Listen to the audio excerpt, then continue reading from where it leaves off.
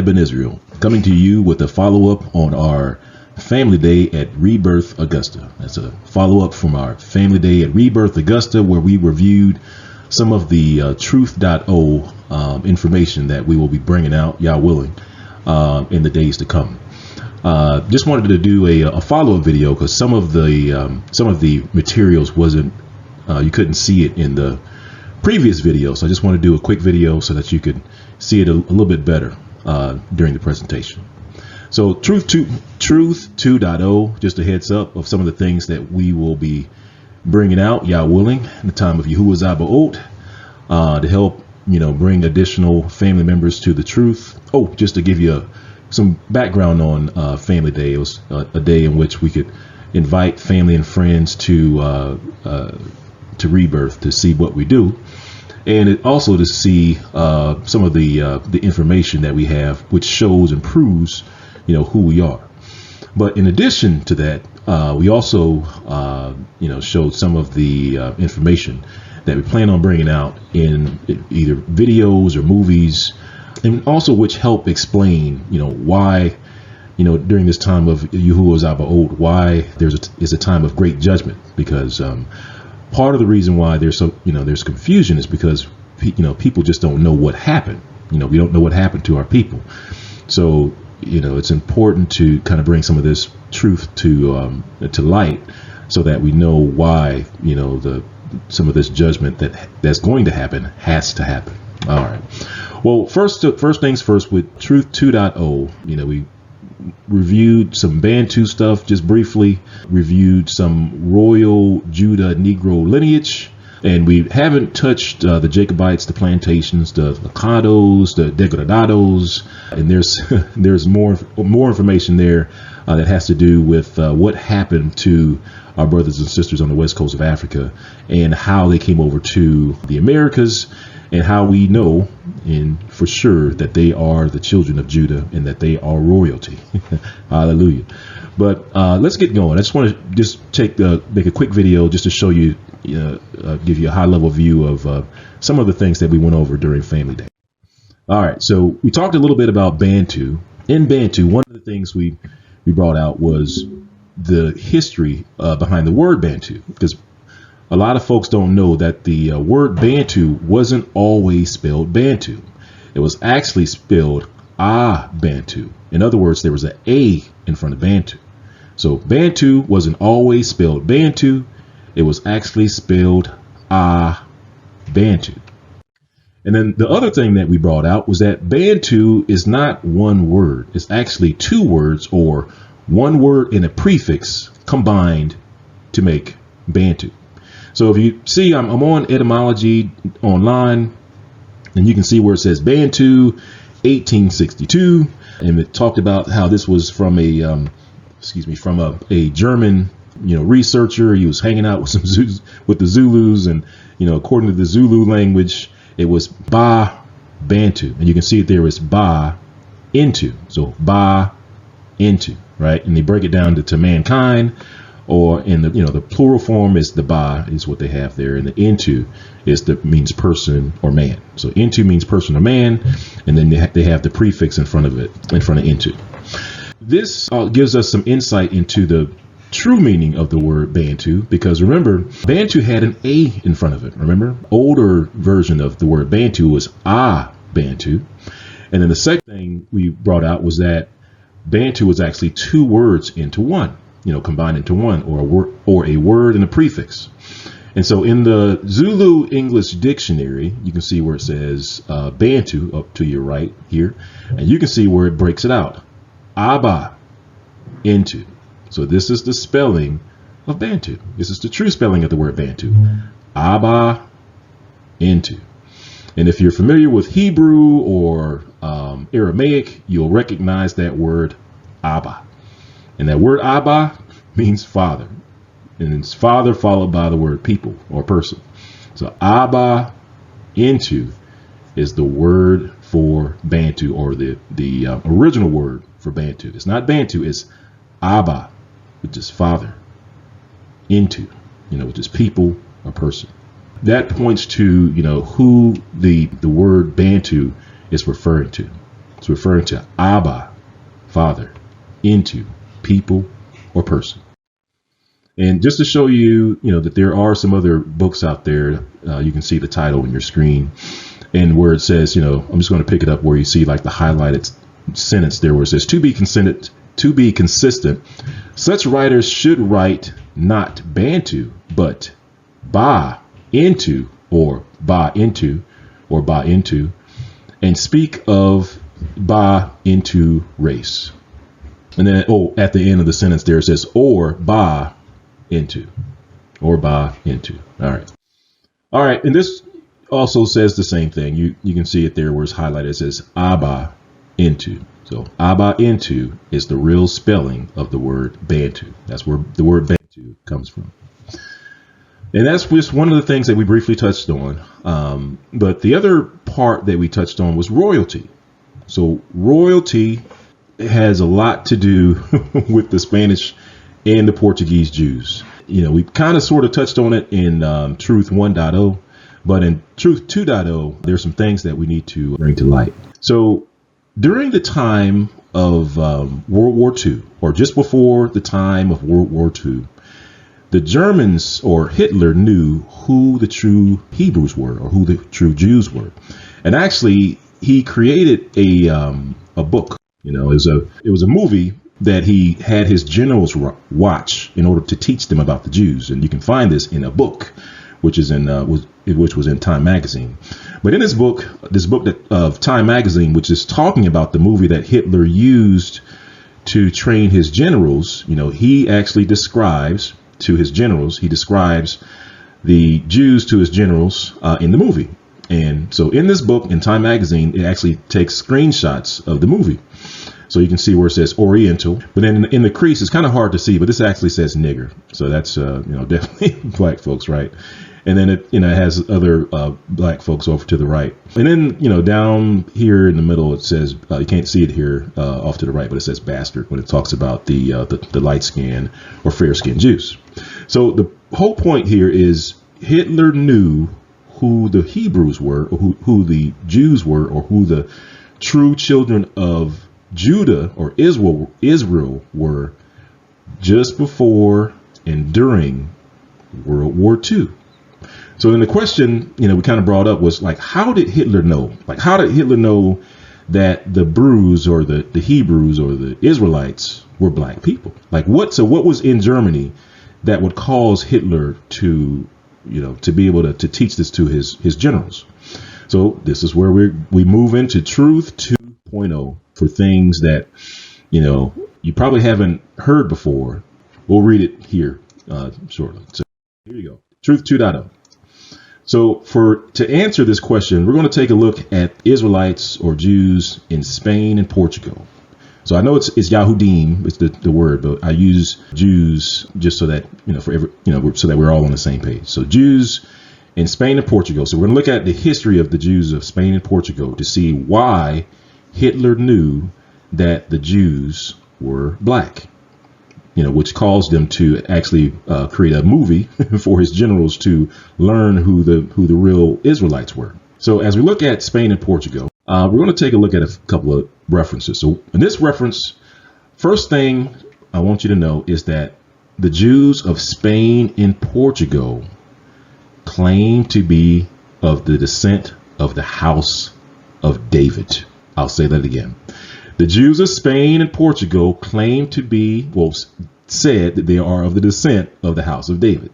All right. And in this reference you see on your screen, we're going to read it. It says, Spain seems to have possessed the most considerable families who were accustomed to look down with pride on their poor brethren, asserting that they alone had preserved their genealogical distinctions, and that the blood of the royal house of David flowed in their veins. Hallelujah. All right. So the point we're making here, according to these references, the Jews or the Hebrews of Spain and Portugal said that they were of the royal house of David. Now, how did they know that? How did they know that they were the royal house of David? Well, we're going to look into that. But just to confirm what they said, let's take a look at another reference. And this reference says, it reads, the Spanish Jews are the true descendants from the tribe of Judah and the royal house of David, and were settled in Spain from the time of the captivity of the first temple by Nebuchadnezzar. All right. Well, hallelujah. Well, here you go. So Spain, Spanish Jews from the royal house of David. All right. So let's get into how the Germans knew this and how the Jews of Spain knew this. Okay. So on your screen, this is a German document. And unless you're fluent, you can read German. You may not know what it says, but I'm going to help you break it down. So on the top right, there's a title, right? There's a title here. So I went ahead and translated it. I used Google Translate to translate it. So let's take a look. And Google, did a pretty good job of translating it, but I'm gonna help it out a little bit. So off to the right is a translation. It says a descent, but it's supposed to read a descendant from King David up to the present time. And then it gives a name of the family, right? So in other words, this document is going to show you the descendants of the King David up to the present time in this document, in this German document. And one thing I forgot to mention in this document was that this document was written, or you can see the date on it, was just before World War II. So remember, Hitler created that video or movie for his generals to watch. But this document was in existence just before World War II. So Hitler knew, or they had an idea of who the true children of Israel were, right? Because they literally had the records. They literally had the lineage all the way from King David. So if you look on your screen, you'll see David, you'll see Solomon, Rehoboam or Rehoboam, and the names, go on and on and on. I think these are dates that you see right next to the names. And then closer to the bottom, you see where it starts counting down. So this is where we can start counting the generations down all the way from King David. And, it goes all the way down on your screen. And let me see if we can scroll. So off to the right, what you'll see here is in the box where it says Spain and it says Portugal, right? So remember, we read those references where it said Spain said that they are of the descent of the royal house of David. All right. So in here we see that Spain, and it's entries 44 and 45. That's where this lineage was in Spain, and then from 46 to 57, that's when this lineage was in Portugal. And you can see it from there, it goes to Turkey and Poland. All right, so the point here is that in Spain and Portugal, they have lineage to the house of David. And this is confirming all in the previous references. And just to remind ourselves that other references, when it speaks to who these Jews were, it says, the Spanish Jew is always dark complexion. So I just want to put that in there just to make sure we're not talking about European type people, right? We're talking about black people. And not only that, these Jews, they were called black. They were called Negro, like that was their name. All right. So for this, we're going to start with number 48, which is Dan Yehuda. So Dan Yehuda.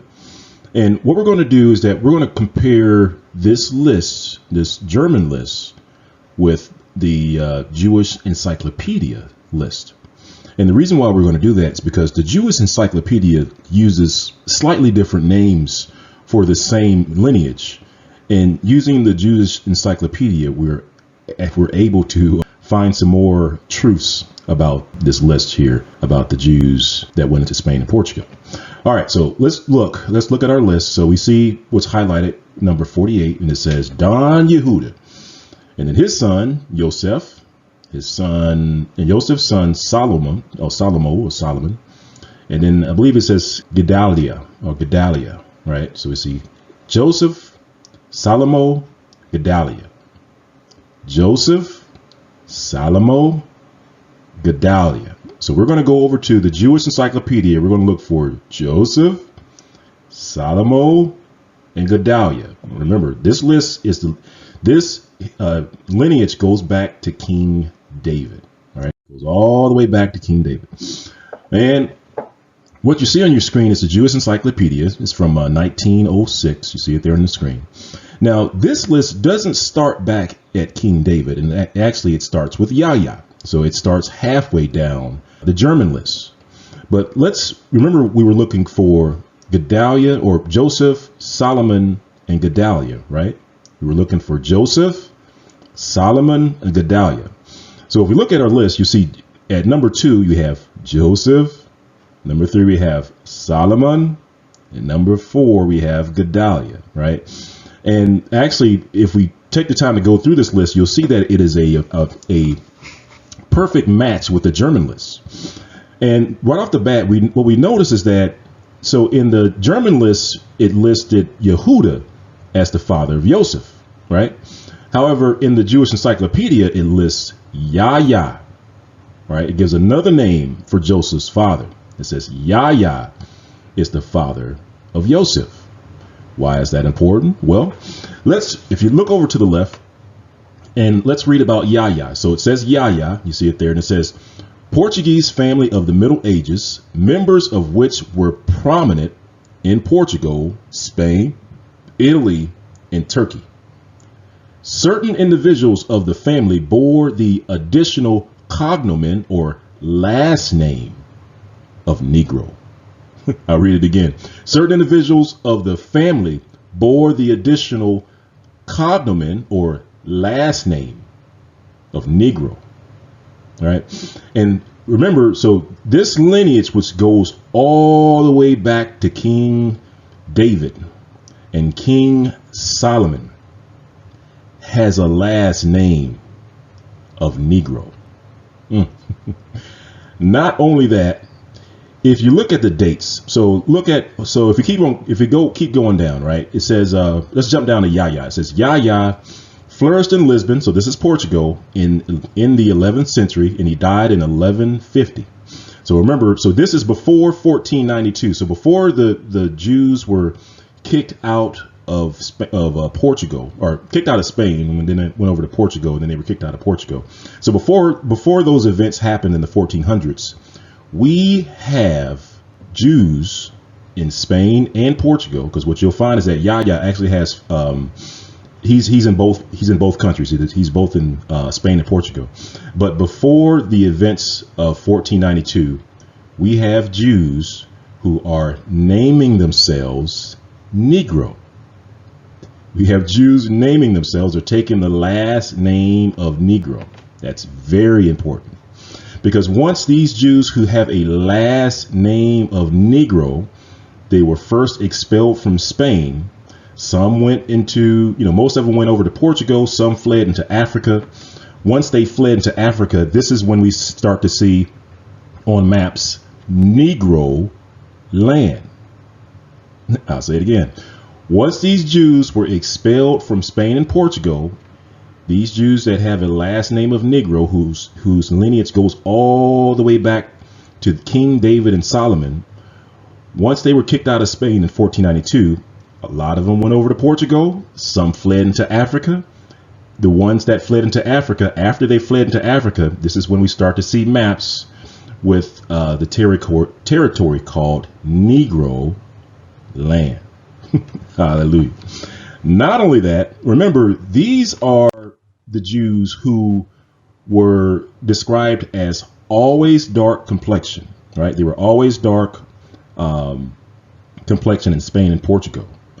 And remember, when they fled, for the ones that fled into Portugal, they were then called Negro Portuguese.